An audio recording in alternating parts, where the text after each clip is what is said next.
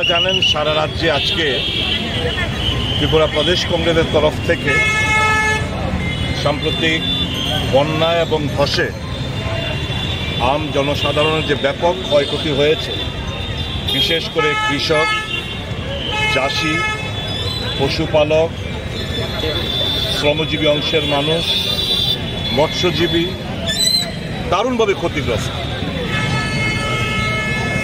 Double ইঞ্জিনের সরকার আমরা প্রায় শুনি।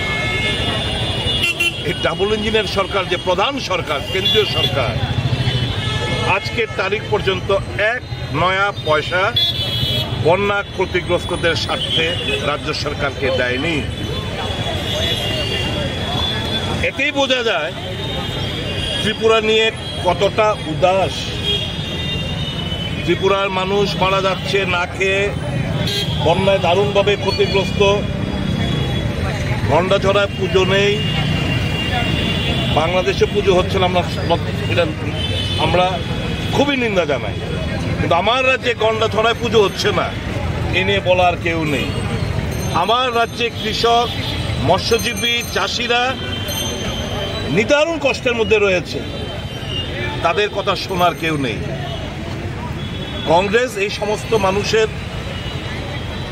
তাদের মনের ভাবাবেগকে পুঁজি করে আমরা কর্মসূচি হাতে নিয়েছি।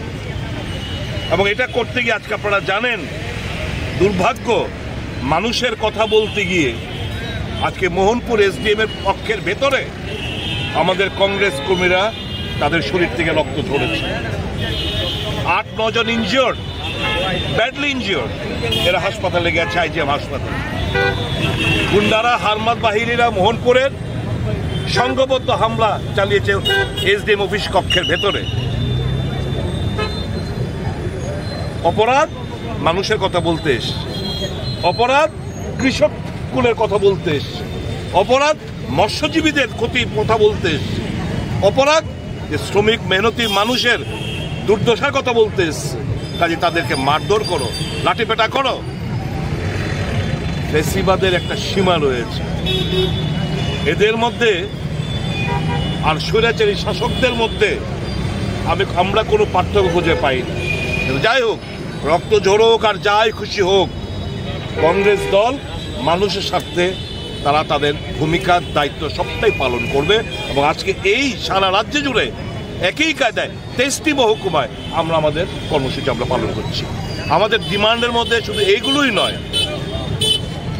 আচমকা বিদ্যুৎ মাশুল বৃদ্ধি করা হয়েছে, আমাদের দাবি সনদের মধ্যে রয়েছে। এবং এগুলো to the chief secretary through SDM, কি বিদ্যুৎ মাশুল বৃদ্ধি অন্তত 1 বছর তোমরা স্থগিত রাখার সিদ্ধান্ত। বিদ্যাজ্যোতি প্রকল্পের যে টাকা, এটা প্রত্যাহার করো।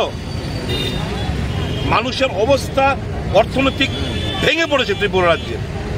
অর্থনৈতিক চাঙ্গা করতে গেলে মানুষের কাছে টাকা পৌঁছতে হবে, সে রাস্তাটা খোঁজার চেষ্টা করছি আমরা। এই দাবিগুলো নিয়েই আমাদের আন্দোলন। আমরা এখন এসডিএম অফিস পক্ষে সদর জেলা সভাপতির নেতৃত্বে ওখানে গিয়ে ডেপুটেশন প্রদান করা হবে।